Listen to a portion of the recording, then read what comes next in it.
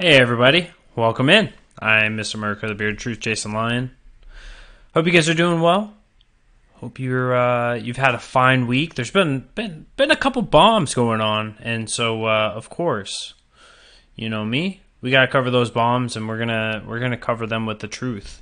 Welcome in, Lisa. Let me hit the follow button real quick. Get some people in here. Or hit the share button. I apologize. I'm already messing it up, you know? Already messing it up. But nonetheless, welcome in everybody. I hope you guys are doing well. Hope you guys had a fine week and you're ready for the weekend. I could not be more happy that the weekend is here. So, let me get this situated over here. It is 7 o'clock on a Friday night, which means you're live here with me, Mr. America, the Bearded Truth. Can you hear? Yeah. All right. There we go. It's working a little bit now. There we go. My microphone is not wanting to work. That was interesting. All right.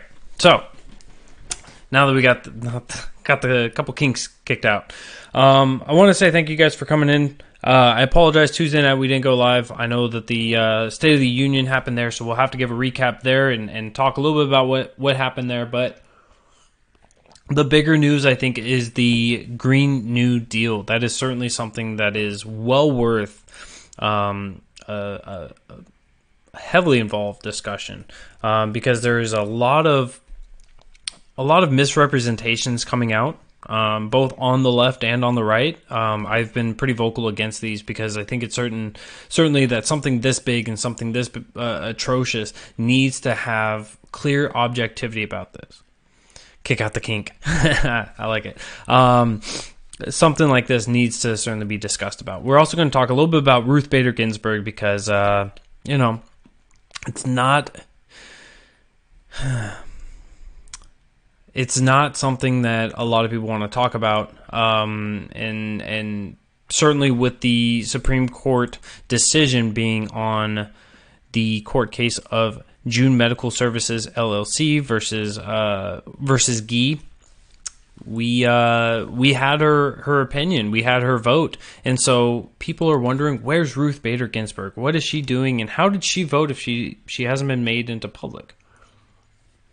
So questions we will get into and answers will be given, of course. We'll also go into that court case because a lot of people have been really upset. Chief Justice Roberts did go with the opinion that the Supreme Court doesn't take any real action, and so we will get into that. We will also be talking about, like I said, we'll talk a little bit about the State of the Union, kind of gloss over this because it has been quite a bit of time, right, from Tuesday night till now. And honestly, right, the news cycle doesn't last that long. The news cycle, that's 6 cycles ago. So, thank you guys for coming in. And we will be getting started as soon as I get this going. And I've got a couple other off-the-wall topics. We will talk a little bit about Virginia because the politics there is really not getting any better.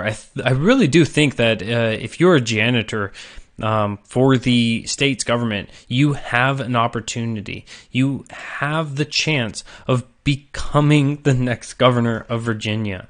It will be something that... it'll be interesting to continue watching. But so let's get started with the State of the Union. So the State of the Union happened on Tuesday, and the media was in a tizzy over this. Why were they in a tizzy over this? Because they could not understand that it had strong approval ratings, very strong approval ratings, even from Democrats. It was what, like 70% of people believed that it was a positive discussion, that it was portrayed in a good way, and that was something that even CNN said. Look, the high approval ratings was just because Republicans were watching us, and Democrats opted to not listen to that racist, xenophobic, homophobic President Trump.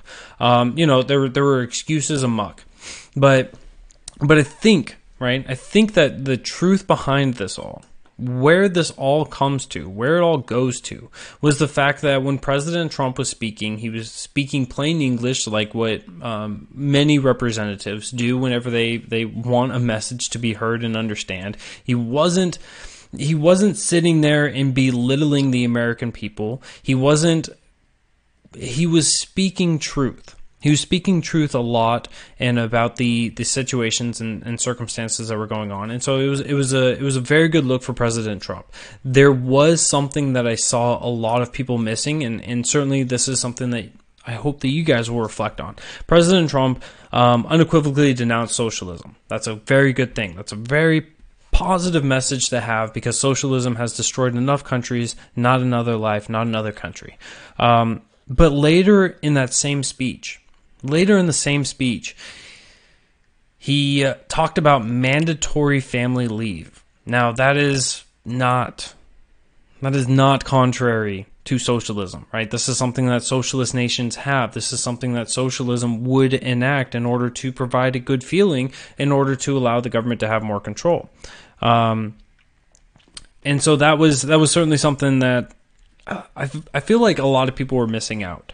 And that's something that I think that more people need to reflect on. Now, what was interesting, right? As soon as he was finished talking about that mandatory family leave, he went on to talk about Virginia. He went on to talk about New York and the abortion bills, right? So he's talking about families, and he's putting it in a positive light, and he's trying to get people on board that families need to be taken care of. And when you have a newborn, you get some time off, you can be with your family, you can have that cohesiveness, and you can kind of restructure yourself because you just had a huge fundamental change happening to your family. And so you need to have a little bit of time to come together and get through that. And so he went from that to talking about these late-term abortions that were just pushed through, where you had in New York the bill that we covered that allows for or removes the criminal charges against unlawful abortions. It enables abortions up to the time of death for the health of the mother, which was a very vague term, which could mean the mental health, the financial health, whatever kind of health that you can put to a person, was enough in order to grant that ability. It also enabled for more people to be able to perform these abortions. So that was a huge issue. That last point was for the Virginia bill from Trans. And so Delegate Tran put out that bill over there in Virginia, and that received a lot of pushback and a lot of hatred. This is not just from the pro-lifers that was giving pushback to both of these bills, both the Virginia bill and the New York bills. It never was just the pro-life people stepping against this. It was not just the pro-life people that were aghast at the idea of third trimester abortions being normalized, defended, and protected, and being able to be used more prevalently. This was pro-choice people that were first trimester pro-choice, or even second trimester at the point of viability. It was even their people that were like, dude, that's going too far. And so President Trump goes from basically praising people having new kids in their life to moving towards that, and you can just see as the camera was panning around from the different sources, the uneasiness that was residing over these Democrats, and it was certainly interesting. And while we're talking about this, I also want to make the somewhat humorous, somewhat truthful thing that was going on, and that was that the ladies of the Democrats were all in white. All in white. You've never seen so many. I forgot who quoted this or who said this, but you've never seen so many Democrats in whites until the time that we got rid of the KKK. Really, not entirely, but you guys know what I'm talking about. When the KKK was no longer like a major Democratic platform, and everything else, when took their slaves and whatnot. So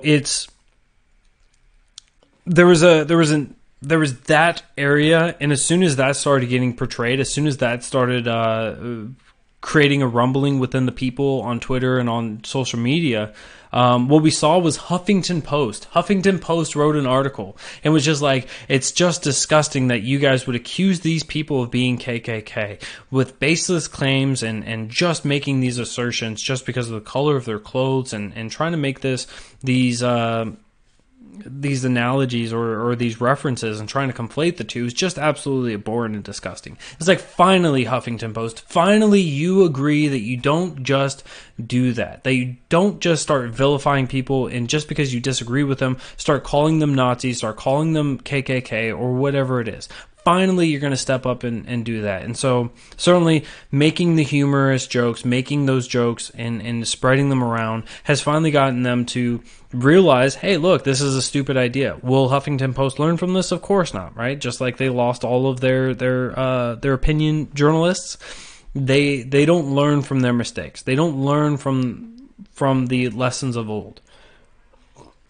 And so we'll expect them to continue on doing what they're doing and to denounce anything that comes from the right and just to keep propping up anything on the left.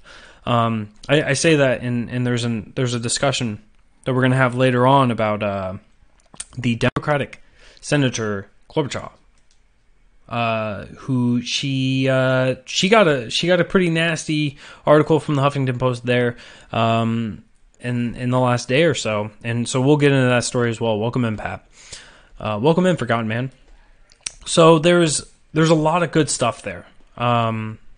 A lot of good things that the Huffington Post has done in the last day or so, and that should be encouraged. But I don't think that it's coming from a principled location. I think it's coming from a partisan view, and it's always a big concern. It's always a big worry. I do want to go on to getting into. All right, we'll go to Virginia next. I want to go into the resolution that came from the 116th Congress first session, and this is coming from Miss Ocasio-Cortez. And this is the Green New Deal, whereas the October 28 report entitled Special Report on Global Warming. So she is going through and she's talking about what we have to do as America in order to stop the climate change from destroying effectively the world by 2030. Even though she has dates in here and times that are beyond 2030, she gave us 12 years and effectively that was at the end of 2018 until 2030. I want to give you guys some of these statistics on here, right? I've got the actual article itself. Human activity is dominant cause of observed climate change over the past century. Before the past century, most of the climate change was not from the people, not from the human activity. The century before that was not the human activity. But this century is very special, and this one is very important because before it was never volatile, which it was. It was never peaking, never going deep into a valley. It was, or anything else. So this time is the time of concern. A changing climate is causing sea levels to rise and an increase in wildfires, severe storms, droughts, and other extreme weather events that threaten human life, healthy communities, and critical infrastructure. So let's go through this real quick. So when it comes to wildfires, we covered this a couple months ago during the California wildfires. There is the way that the federal government has handled the forestry, they are not very intelligent with the way that they would like to handle this. And so by that decision, by those movements of what they've been doing, they have effectively caused these wildfires to be worse than what they are. So when you don't depopulate there's a specific value, and I apologize for not remembering it, but there's a specific values of trees per acre, and if you're maintaining about that, then your wildfires will die out quicker. They won't expand as fast, and it'll be easier to contain, and it'll be easier to put them out. But because of the way that the federal government has been running these, they allow for all of the trees that fall over, all the branches, all the brush to not get cleared out, and this causes them to spread faster. So they're blaming this on climate. I would blame it on governmental control. But you guys know me, I just try to run with the facts, and they try to run with their feelings. Severe storms, okay, there can be a discussion there. Droughts, okay, we can have a discussion there. I've not done a lot of research on those two specific things. Sure, we've had a lot of hurricanes, some more catastrophic than those in the past. As for droughts, I don't really have any research on that. And other extreme weather events. Cool. She said, global warming at or above 2 degrees Celsius beyond pre-industrialized levels will cause mass migration from the regions most affected by climate change. Just all of those areas, people are going to be moving. More than $500 billion in lost annual economic output in the United States by the year 2100. So the world is going to crash. The world is going to burn. It's going to be uninhabitable by 2030. But at 2100, the U.S. Economic output is going to be drastically affected. It's going to be destroyed, guys. 2100. Wildfires that by 2050 will annually burn at least twice as much forest area in the western United States than was typically burned by wildfires in the years preceding 2019. So, despite the fact that their models have been grossly inaccurate for the last, 100 years, this one is going to be the absolute truth. The wildfires in 2050, we are not going to have a better understanding. We're not going to be able to allow the localized authorities to be able to handle and regulate and clean out these forests in between the burns, and to be able to make sure that they are making it a safer environment for not only for the people in those areas, but also the animals and all of its inhabitants. So by 2050, we're going to be no smarter, guys. A loss of more than 99% of all coral reefs on Earth, more than 350 million more people to be exposed globally to deadly heat stress by 2050. So 350 million people. So 350 million people. So we're looking at the population of America will be exposed to globally deadly heat stress. Okay. And the risk of $1 trillion of public infrastructure in coastal real estate in the United States. And global temperatures must be kept below 1.5 degrees Celsius above pre-industrialized levels to avoid the most severe impacts of climate change, which will require global reduction in greenhouse gas emissions from the human sources of 40 to 60% from 2010 by 2030, and net zero emissions by 2050. So we have to be not emitting anything. Anything that we are emitting has to be recycled, and we have to be at net zero by 2050. Otherwise, these catastrophic things are going to happen. And can you imagine just of how catastrophic the changes must be? Don't worry, we will get there. It's totally amazing just of how willing they are to feel as if they are accurate with all of this. They are 100% accurate on this model because the previous models have been completely accurate, and New York City is underwater, and the coastal regions are already destroyed, but they're going to be destroyed again.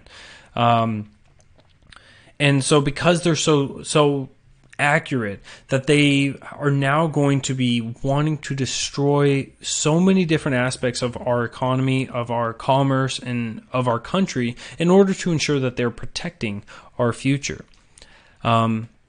Whereas when Alexandria Ocasio-Cortez was speaking, there was 2 interviews in one day. In the first interview, she said, yeah, this does mean that we're going to have a lot of government intervention. We're going to have a lot of government control over the economy, over the commerce, over the way that you deal in your day-to-day life. And the second time, she's like, it's just a right-wing conspiracy that this is what it requires. So, being factually correct, morally right, she's not there once again. But it's... So she continues, whereas because the United States has historically been responsible for a disproportionate amount of greenhouse emissions, having emitted 20% of global greenhouse gas emissions through 2014, and as a high-tech technological capacity, the United States must take a leading role in reducing emissions through economic transformation. Despite the fact that America, even after coming out of the Paris Accord, you guys remember when that apocalypse came? When we pulled out of the Paris Accord, since then, we have made, the U.S. as a whole, has done the largest amount of reductions in greenhouse emissions. We have done the most.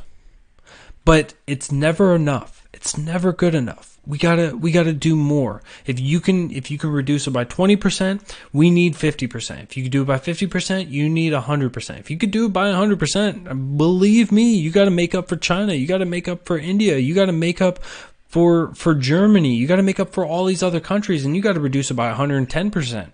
Ooh. Whereas the United States is currently experiencing several related crises with life expectancy declining. So what is that from? It's from climate change, bro. It's from climate change, Jason. I don't know why you don't understand that it's climate change that's causing life expectancy to go down. It's not because of the choices that people make. It's not because more people are dying from being obese. It's not from people having unhealthy lifestyles and having heart attacks, or from just general inactivity, or it's not because people make bad decisions and drive cars routinely, or whatever it is. How there is a litany of things. It is so nuanced as to what goes into what actually describes what life expectancy. But she's willing to put information in here into this bill so that the average sheeple, the average person who refuses to think about things in a logical way or have an understanding of the topic at hand, goes, "Oh, climate change causes life expectancy to go down. Oh, that's interesting. I want to live longer. We're only living to be 78 years old. 78 years old, that's not long enough. On average 78. On average on 78. So that means that when you have somebody that dies at 20, guess what? That means that somebody, by the standard of average, by that logic, somebody's living to be 90. Do anybody out there know anybody that lives to be 90? I think we all do. I think we all have met somebody in our life that is living to be 90. We see people that are making it to 100, even people that were in World War II. We just had I apologize for forgetting the gentleman's name, but we just had one of the last World War II veterans die. Imagine that. Imagine that. He wasn't exactly a young, spry guy anymore.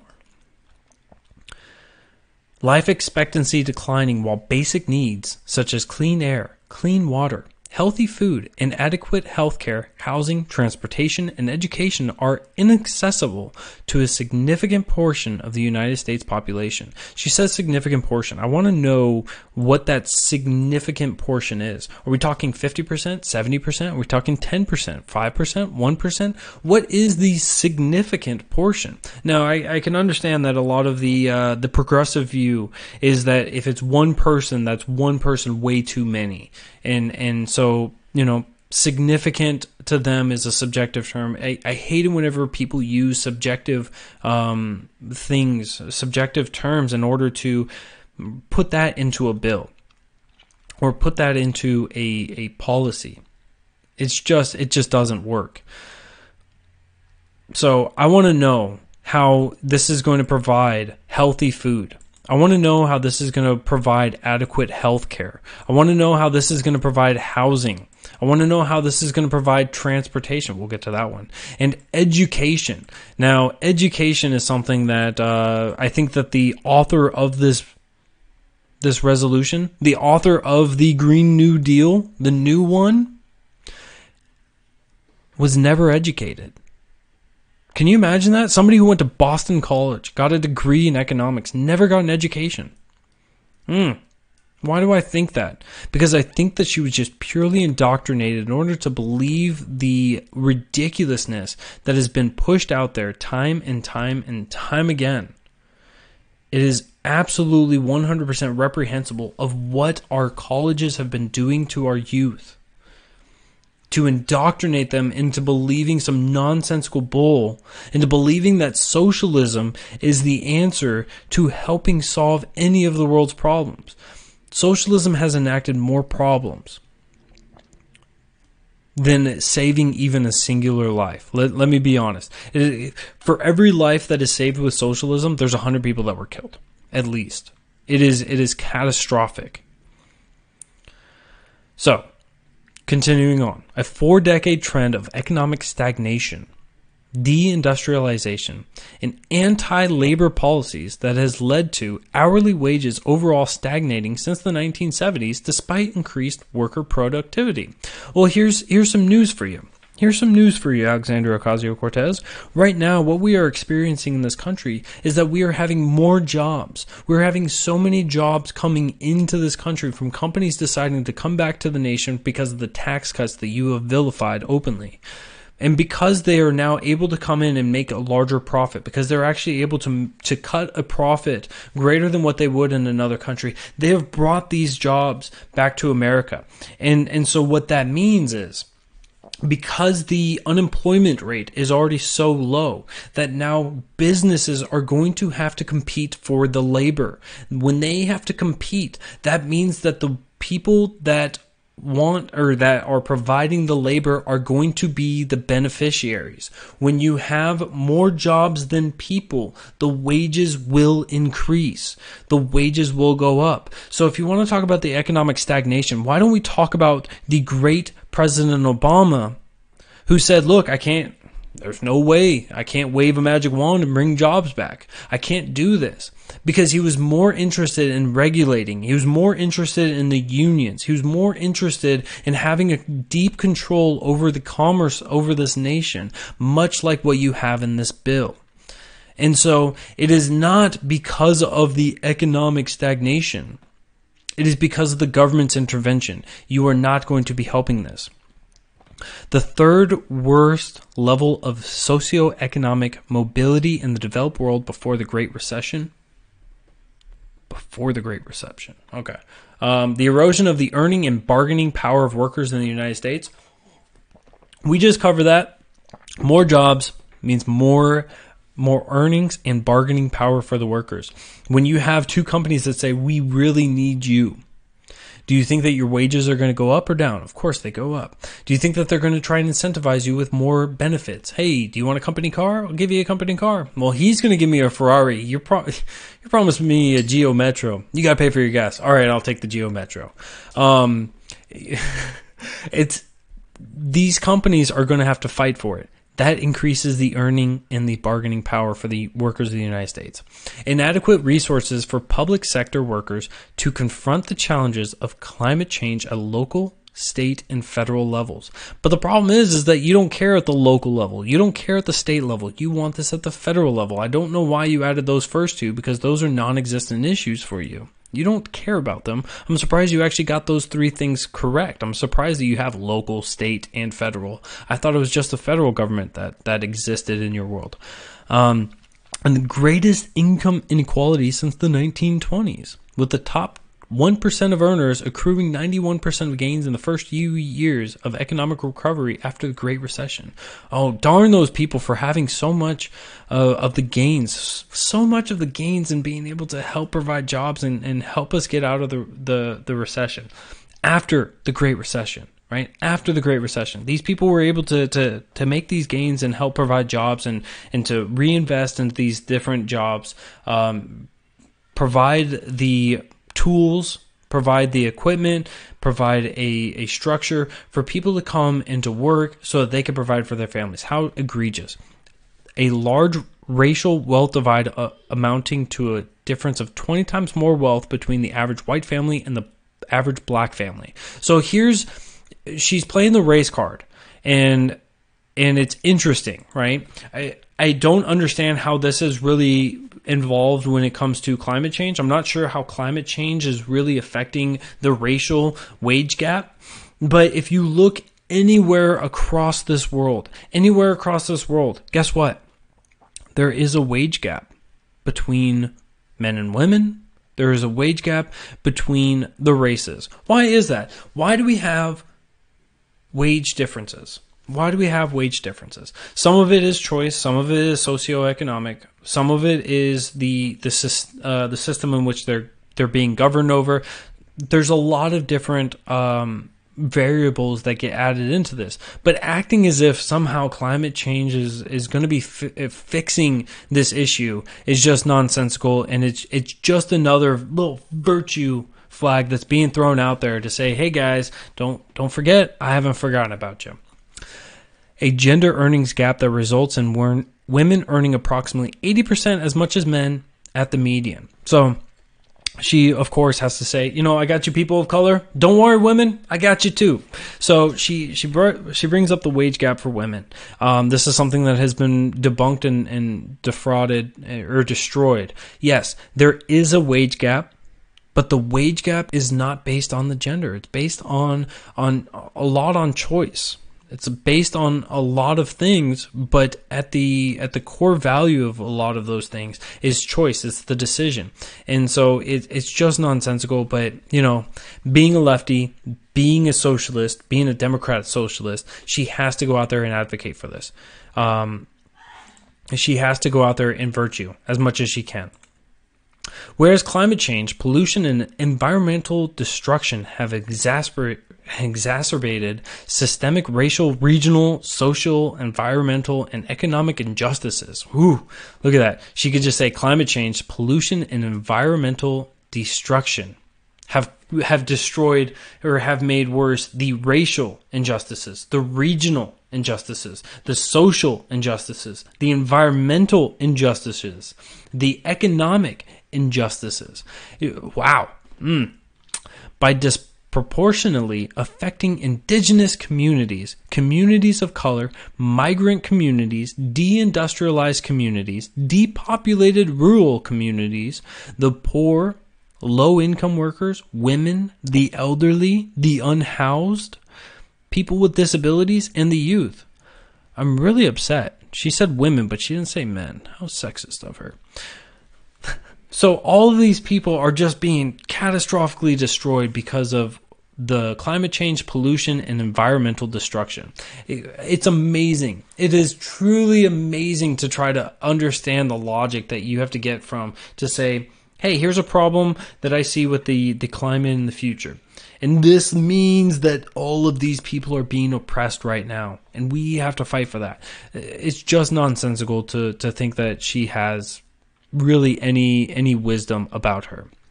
Whereas climate change constitutes a direct threat to the national security of the United States. Climate change is trying to immigrate here, guys. It's trying to illegally immigrate here. Get the military out there. Drop the bombs. If we got to, President Trump dropped the nukes on this climate change. It is a direct threat to our national security. It's worse than Russia. It's worse than China. It's worse than anything we could have ever imagined. We need to take a stand. And how this is and how she elaborates is by impacting the economic, environmental, and social stability of countries and communities. Of countries. The stability of countries and communities around the world. So it's a threat to the United States because it's going to affect the world. And by acting as a threat multiplier. Ooh, it's a threat multiplier. Right? You got the climate change. That's times 2, boys. Times 2, boys. Get ready for that climate change coming at you hot.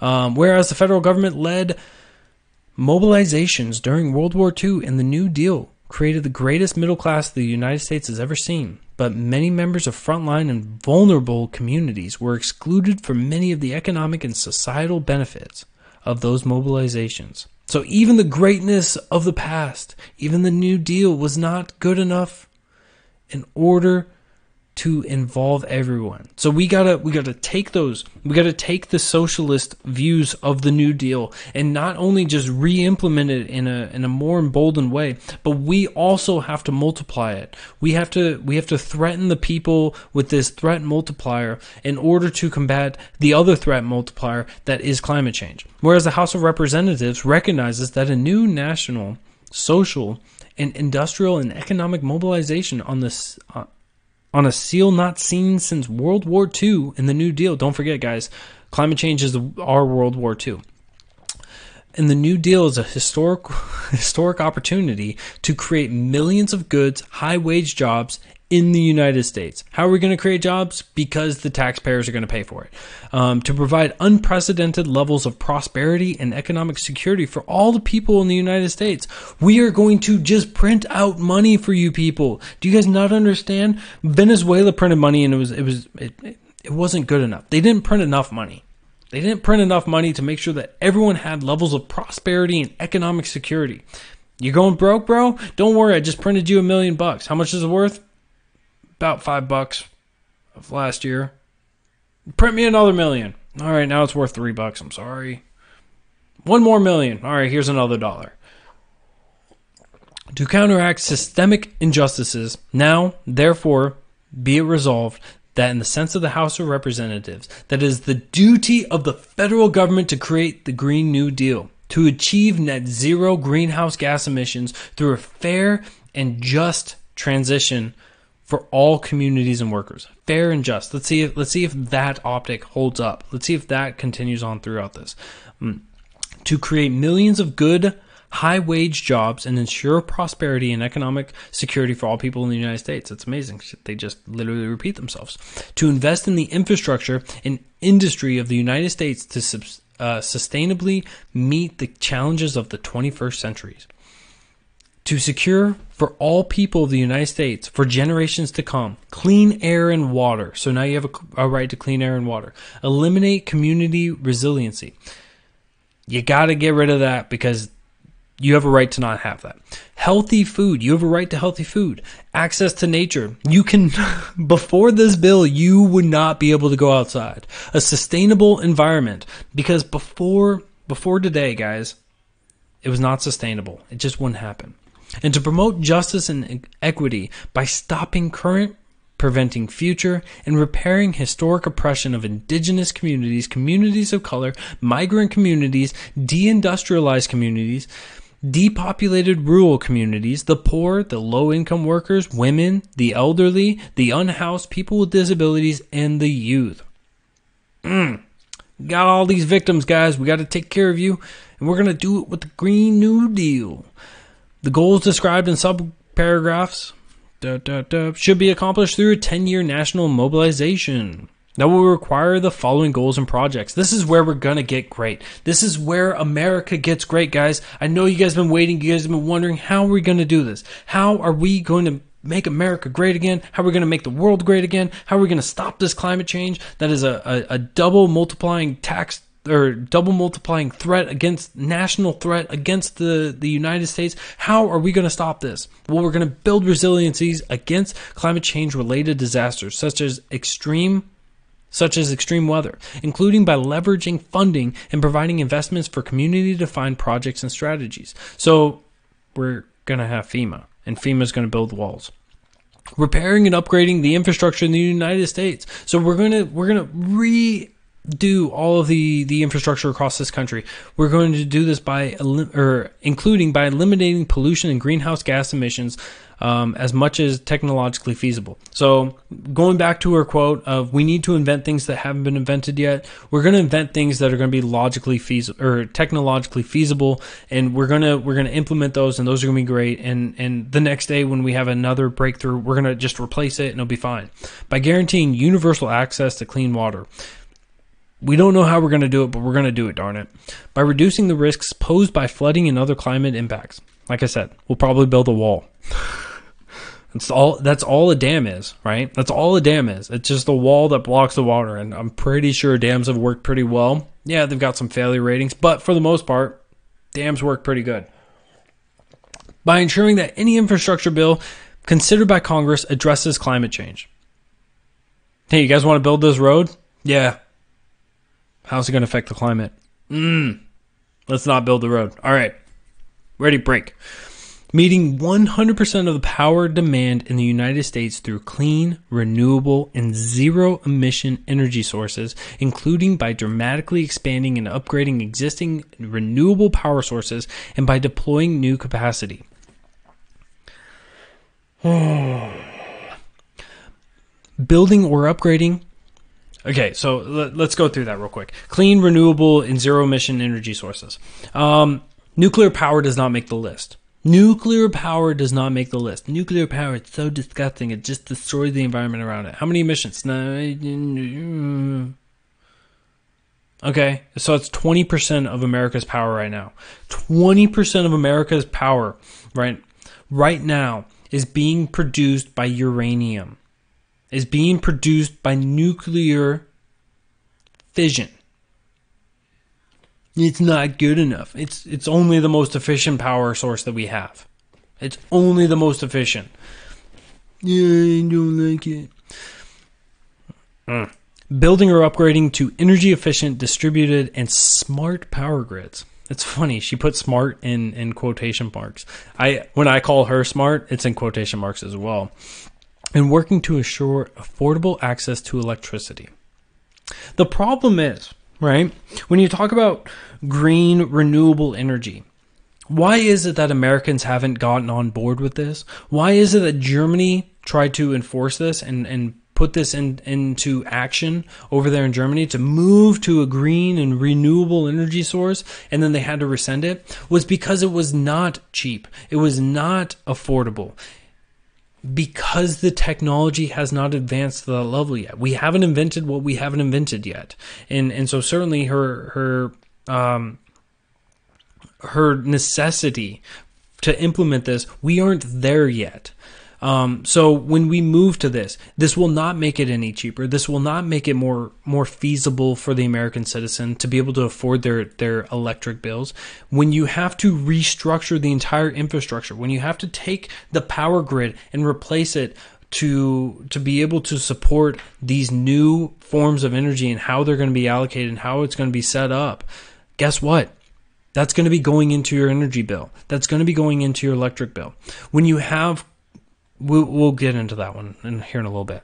Upgrading all existing buildings in the United States and building new buildings to achieve maximal energy efficiency, water efficiency, safety, affordability, comfort, and durability, including through electrification.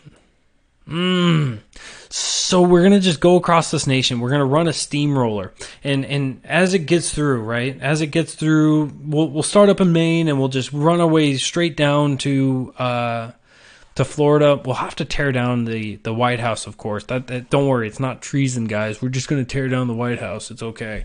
But we're going to have to get rid of all these buildings and we're going to have to build them all up. So don't worry.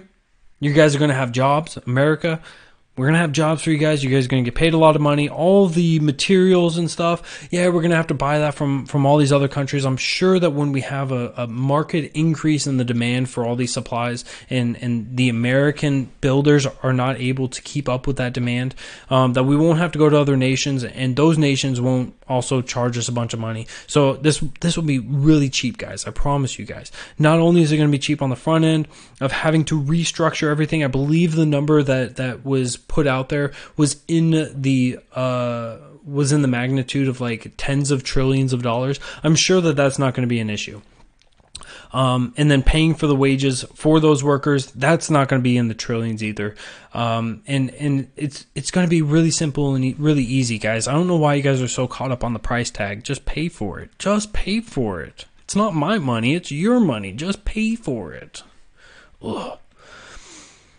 Spurring massive growth and clean manufacturing in the United States and removing pollution and greenhouse gas emissions from manufacturing and industries as much as is technologically feasible, including by expanding renewable energy manufacturing and investing in existing manufacturing and industry. So one of the things that we talk about a lot whenever we're talking about commerce, whenever we're talking about manufacturing jobs or companies that are producing goods or services here in America, one of the things that we talk about is the cost to startup, the cost to maintain, the cost of new regulations. And so when you have these new burdens, when you have this new, effectively a shadow tax on these companies to be able to keep going and to keep thriving and surviving, and to be within the constraints of what is required by the law, what happens is some companies can't afford it. Some companies are not big enough to be able to afford this regulation. But we're going to completely revolutionize everything, so plenty of businesses will go out. I'm sorry to all you workers. Don't worry. You'll come work for the government. We don't really have enough jobs, so we'll give you a paper clip. We'll get you a piece of paper, and you guys can put them together. It'll be like the DBZ mashup stuff. You know, you'll just have two people cartwheel together. They'll try to put it together. They don't get it the first time. They might get it on the 13th. We'll see. It's fine. Just the American taxpayer dollar being wasted. So she's openly advocating against the commerce in this country. She's openly advocating against the businesses here with this part. Continuing on, working collaboratively with farmers and ranchers in the United States to eliminate pollution and greenhouse gases from the agricultural sector as much as technologically feasible, including by supporting family farming. By investing in sustainable farming and land use practices that increase soil health, and by building a more sustainable food system that ensures universal access to healthy food. If you want to get rid of the greenhouse emissions, right? If we listen to Al Gore, how do we get rid of this when it comes to farming and agriculture? Well, we get rid of those darn farting cows. Those cows are farting up a storm, and it is not helping, right? It is destroying this world to have somebody out there farting. And so we got to get rid of them. And clean, healthy food, it doesn't, again, it's a subjective term. But nonetheless, it's probably not a meat thing, so we might as well just go through and destroy up all the cows. Get rid of them and just have a genocide on cows here in America. Get rid of those darn blasted cows. They're disgusting. Ugh. Overhauling transportation systems in the United States to eliminate pollution and greenhouse gas emissions from the transportation sector as much as technologically feasible, including through investment in zero-emission vehicle infrastructure and manufacturing, clean and affordable, accessible public transportation, and a high-speed rail. So she wants the high-speed rail. The high-speed rail is supposed to be something that we're going to have a new rail system that goes across this country. It's going to be going across the lower CONUS, continental U.S., if you will, the lower 48 if you're an Alaskan. And this rail is going to actually make it to where airplanes are obsolete. They're things of the past. You don't have to fly anymore. Don't worry, you'll take the train. So literally what she's wanting to do is to knock us back a couple decades. She wants to knock us back because it used to be you took the train everywhere, and then technology advanced and it grew, and then we took the plane. And she's like, no, you can't be flying. Can't be flying like that, bro. You gotta be coming back to the train. So she wants to roll it back, and that's fine. If you like the past, you like the past. But when it comes to the zero-emission vehicle infrastructure and manufacturing, zero-emission vehicle manufacturing, that means that we're not going to have any Priuses, guys. No more Priuses, because when you manufacture vehicles, such as the Prius, those batteries, like what we've spoken about before on previous shows, those batteries are actually more destructive, more detrimental than a diesel engine, than a giant Dodge Ram 2500 diesel Cummins with twin stacks out the back, and you got that baby chipped and you're ready just to roll coal everywhere you go.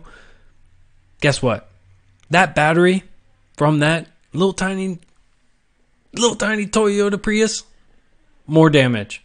More damage done to the environment. Now, over time, as long as you're rolling coal and having a good time with that truck, eventually you will make it up to that point where you've done more damage to the environment. But the burden on that battery, catastrophic. So if you drive a Toyota Prius and you get it 10,000 miles and you total it, woo, you're doing some serious damage. You ain't saving the environment. Don't go buy another one. Get your driving skills up. Mitigating and managing long-term health, economic, and other effects of pollution and climate change, including by providing funding for community-defined projects and strategies. Removing greenhouse gases from the atmosphere and reducing pollution, including by restoring natural ecosystems through proven low-tech solutions that increase soil carbon storage, such as preservation and afforestation.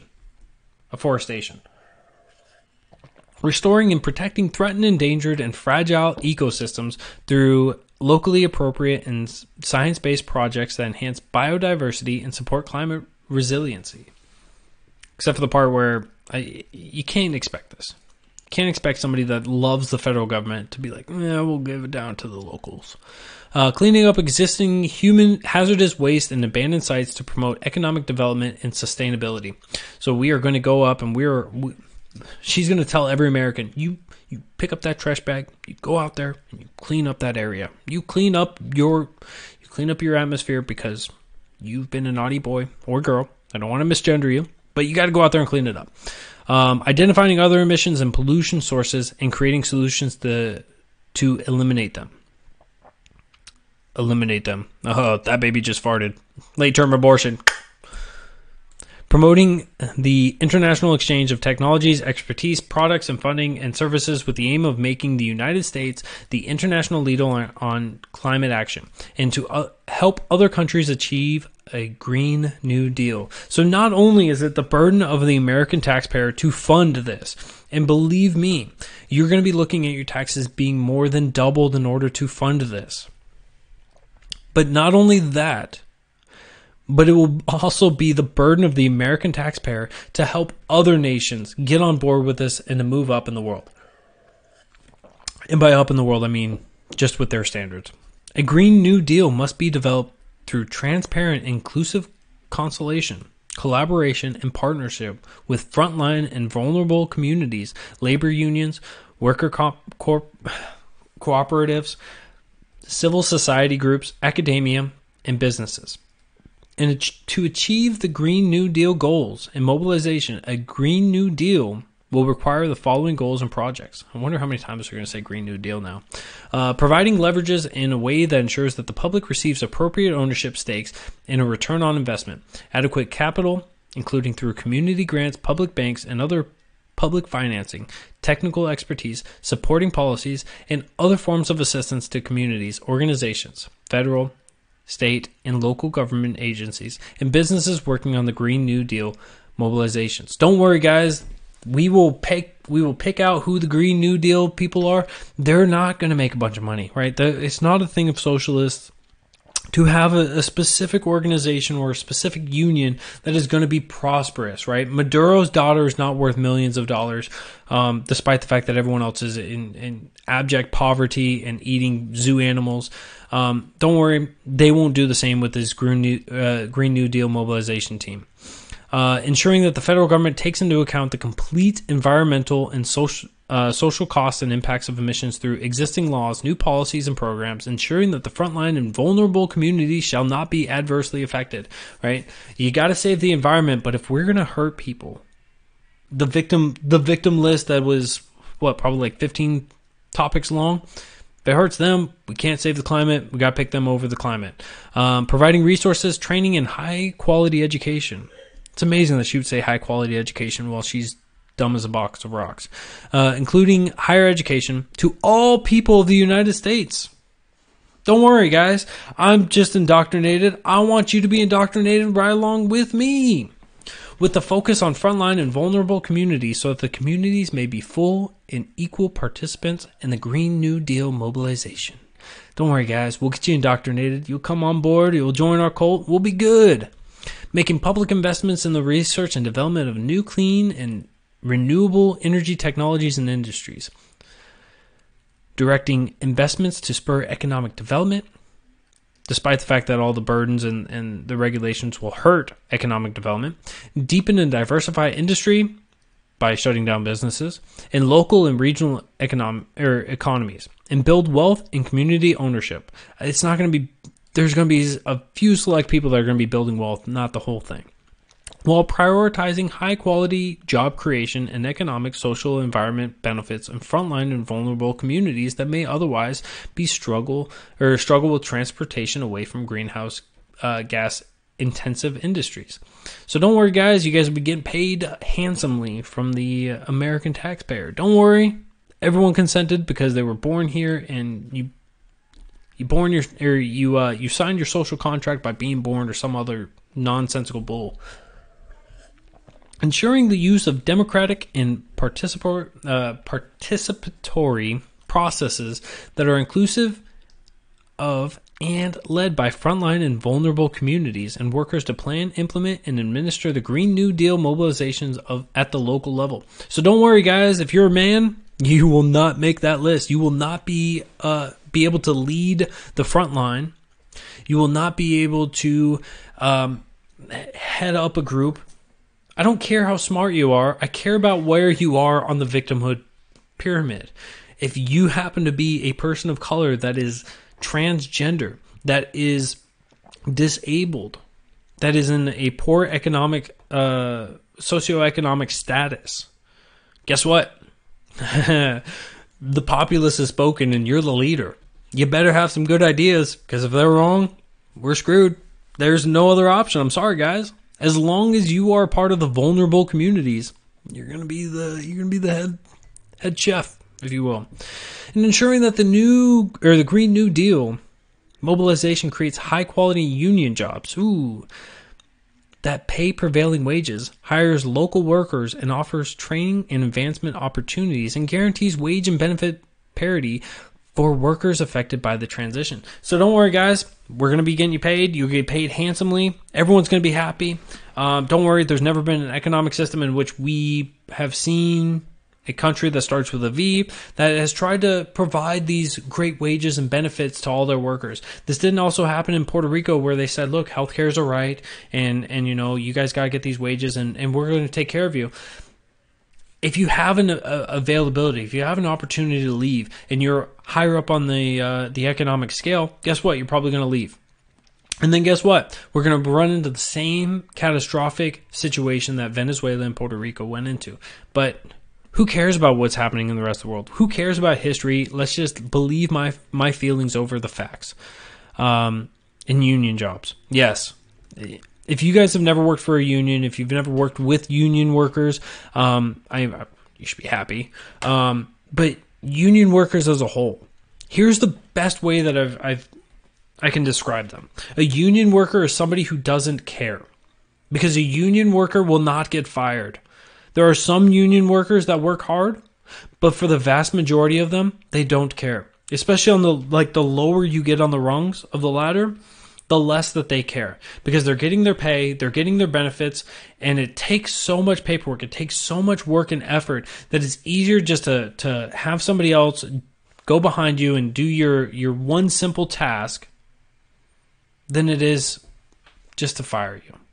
So union jobs, not a good thing. I was so thankful that the Supreme Court decision last year that came and said, look, if you're not being represented by the union, you don't have to pay the union dues.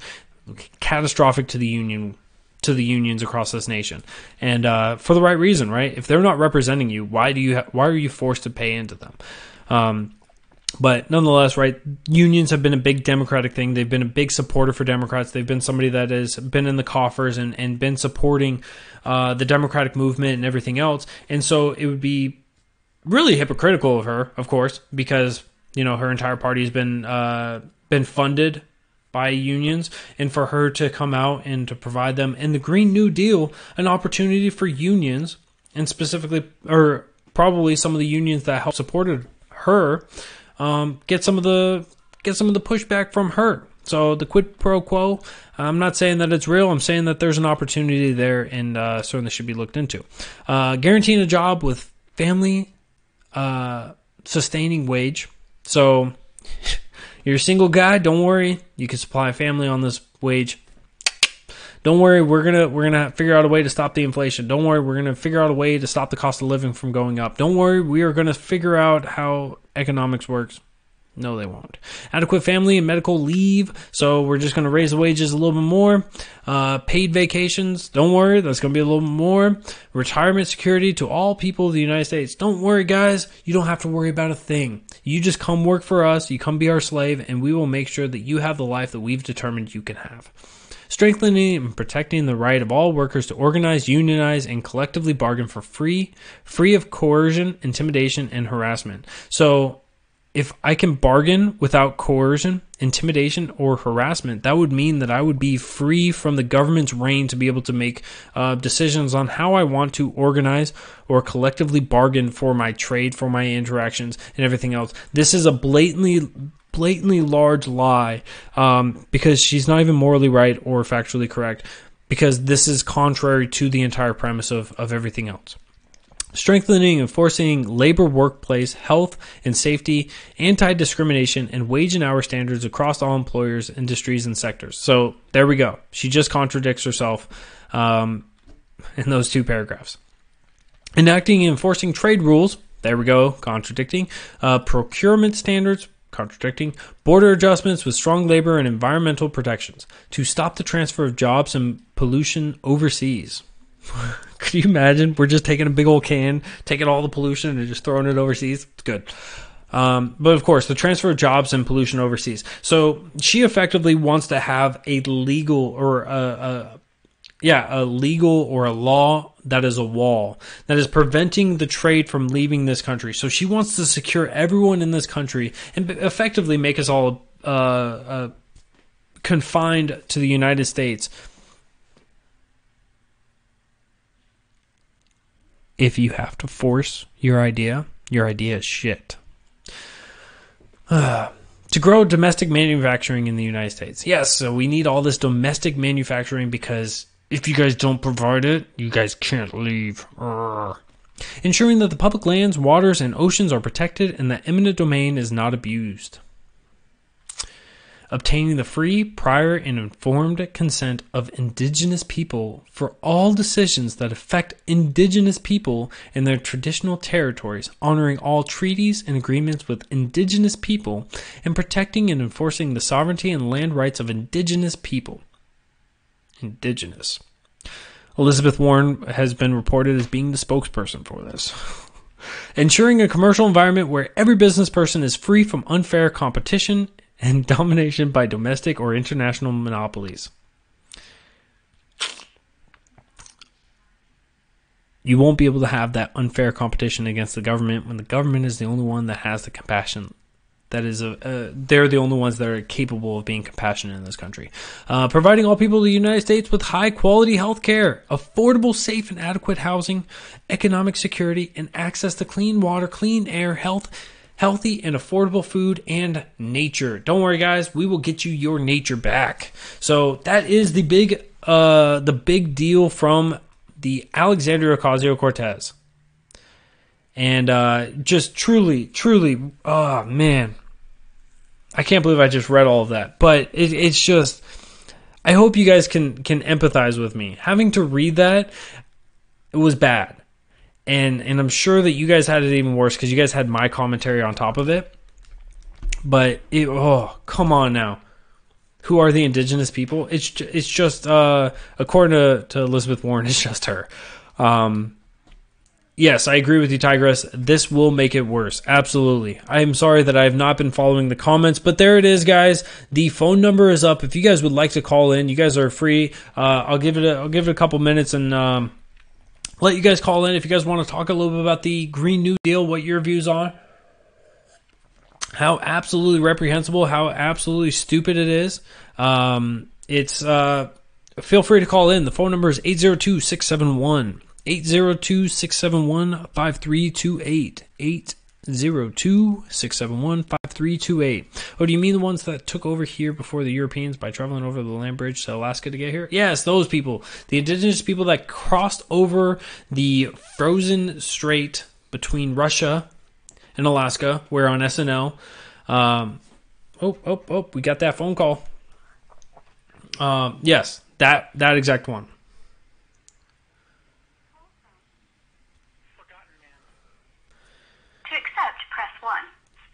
Hey, Forgotten Man, how are you? Hey, how's it going? Oh, it's going well. What's your thoughts on this Green New Deal? I'm calling back in again. I appreciate it, man. This Green New Deal is great. It's great. I have a cousin that works in engineering. He actually works for Goodyear Tire. Mm-hmm. And we've discussed this 100% renewable energy thing. And he just said it's not feasible. And the reason why is, well, people say, well, use electric cars. Well, how are you going to charge the cars? You have to generate electricity. Yep. Are you going to generate electricity through wind power and solar power? They're not powerful enough to generate enough electricity. Are you going to use hydro? If you use hydro, you're going to ruin the environment, and you're going to ruin the fish the fish waterways and all of that. Yep. Or geothermal. Well, if we use geothermal, we could go over to Yellowstone and probably go into geothermal, right? But then you're going to destroy a national park, and you're going to destroy environment there. Yep. Right? So the only other way is coal and diesel and nuclear power, which she wants to get rid of. So, and then also shipping. We talked about shipping. How are you going to have ships to have overseas trade? Those are all run by diesels. Well, so she wants to stop some nuclear, but yeah, she wants the domestic manufacturing, and nothing will leave this country ever again. Only things will be coming in, and when they come in and they've got that nasty fossil fuel, I'm sure she'll figure out a way to get tariffs passed. Yeah, no, you're absolutely right, and I mean, there's even more to it, right? Because trying to implement this, imagine trying to take an electric car, which right now you could get like 200 miles tops out of it, and then having to drive that across the nation. There's no feasible way that you'd be able to do that, so you'd have to resort to the rail system. And how are we going to get that across this country while also cutting away at these fossil fuels and everything else? It's just, there's so much that she wants to do in such a short amount of time without having a technological feasibility. I just made that up, but without it being feasible, that it's absolutely absurd. And I'm really thankful for the timing of this, to be honest. I'm really thankful for the timing on this because the Democrats just needed another big reason to look like absolutely nonsensical idiots. Right. I mean, they're looking like they have less and less common sense as time goes by here. And I'm just hoping that the American people can say, hey, this is crazy stuff here. Yeah, no, absolutely. 10 years. Well, here's another thing. I really think the reason why she feels 10 years is feasible is because, she's only 28 years old. Yep. So she probably thinks time goes by really slow for her, because she really isn't old enough yet to realize how quickly time flies by. Yep. So 10 years will be gone in a flash. And she'll then maybe realize when she's 38, oh, gee, years go by really quickly. God, we couldn't get that figured out in 10 years. So maybe she'll figure 100 years or maybe 300 years, which I think is more feasible. 100, 150 to 300 years. Yeah, no, absolutely. But the 10 years, no way, not gonna happen. I think that she's really moving herself and with being so vitriolic against both the right and against some of the Democrats. I think that she's really working herself into the one-term deal at being a representative. I'm already seeing people in that district, in that area, that are looking to replace her. And I think, don't quote me on it, but I think that they're smart enough up there to realize just of how absolutely insane she is when the entire nation, even Democrats, are saying, she's not really sane. She's not really all there with the reality. She's trying to push for this utopia, and that utopia is just something that will always be out of reach. And so she's going to be a one-term and done, and it'll be a good time once she leaves. Now, wasn't Cuba supposed to be a utopia? Well, I mean, we can go through all the utopias that we're supposed to be. I mean, we still have people that we're talking about Venezuela, and I mean that's my favorite one right now because of I say favorite. The one that I bring up the most, it's not my favorite because it's obviously catastrophic, but people were saying Cuba, people said Venezuela, right? We saw clips of Bernie Sanders floating around the interwebs that it's Venezuela's doing the right thing. They're providing health care. They're providing this, that, and the other, and people are doing much better. And now it's just like they are eating zoo animals. Like how much better of a lifestyle is that? Who doesn't want to go feast on a lion or a giraffe? Well, I mean, it's better than eating farting cows, right? Yeah, I mean those farting cows, though, bro. It's how can we handle that? All right, man. Well, I'm gonna wrap this up, and I appreciate you for calling in. It's always a pleasure to have you on. I love your insight and your views. I hope you have a great night, man, and thank you for calling again. All right, I'll call in again another time. All right, appreciate it. Have a good night. Yep, bye. Thank you for that, Forgotten Man. I got one more last story real quick because I think we got to end it on a high note. And it's not really... It's a low note that goes high. I think that's a better way of describing this. So we've been following the Virginia stuff that's been going on, and I wanted to spend a little bit of time on that, but I think we're really out of time on that. But when it comes to what's going on in Virginia, right? So the governor himself admits to having blackface. He has a picture in his yearbook. He says that he was not the blackface in that picture, so he was the KKK dress up in there, but not that, everyone's kind of ignoring that part. He endorsed infanticide, so he's got people riled up and hating him. The lieutenant governor of Virginia has two people claiming that he has sexually assaulted him. You have the Attorney General of Virginia, who admits to and had gone through and dressed up as blackface, and you have a senator in the state of Virginia who, in the past, for his yearbook, was helping and editing and putting in blackface and other racist things and refuses to talk about it. So you've got a lot of controversies there. And certainly it's a very racially motivated things for everything except for the sexual assault cases, the alleged sexual assault cases. I apologize for speaking so harshly on that, but the alleged sexual assault cases. And so Representative Al Green, all the way from Texas, he's got something to say about this. Democratic Representative Al Green says the Virginia blackface scandals is a symptom of Trump's bigotry and vows for impeachment. That's right, President Trump went back in the past and he found the governor of Virginia, he found the senator from Virginia, and he grabbed the attorney general from Virginia and said, you guys are going to do blackface because of my bigotry. If you really believe this, Al Green, I've got a bridge that Alexandria Ocasio-Cortez is going to make for us over there in North Dakota. It's gonna connect both the big oceans surrounding the nation. So, Mr. Al Green, you're an absolutely ridiculous. It's just ridiculous. So he is calling for the impeachment of the Virginia governor, and I think that that's certainly right. I wish that they were doing this on the grounds of the infanticide, but nonetheless, going on these grounds, I think that's the right way. Spartacus Falls Cory Booker accused of sexually assaulting man. Oh, yes. What's funny, Revere Ross starter kit, it was on my birthday when that was released. Yes, Cory Booker got the article written about him and sexually assaulting a minor kid, right? A boy. It was like 17 years old, so it was a minor at the time. No big issue. He's running for election. But nonetheless, guys, right? So remember, keep your TDS strong, and every bit of bigotry is obviously because of Trump.